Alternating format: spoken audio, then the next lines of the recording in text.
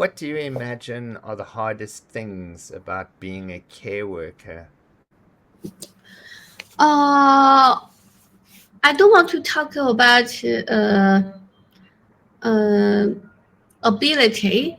I think if some people want to be a care worker, the hardest thing is are be patient for the elderly person. It's hard to face, for some elderly person.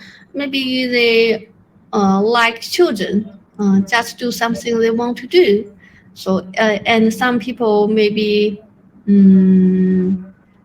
Also go to the hospital and have some disease, not comfortable. So for the emotion is very bad. So how to face and adjust care workers themselves is hard to adjust.